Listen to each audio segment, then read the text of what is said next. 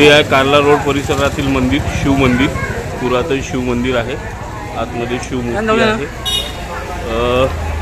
Sir आप लोग काय के लिए आए थे यहाँ पे? सर यहाँ पर गर्दी हो गई। हाँ। नंदी पानी पी रहा करके बोले थे। हाँ। साफ साफ देखने के लिए आए। ओके, आपने पानी पिलाया? हाँ बिल्कुल पानी पिलाया। ओके, सही बात। सही बात। हाँ। ओ धन्यवाद। हाँ। आणि आमचं नित्य नियमच आहे। हाँ।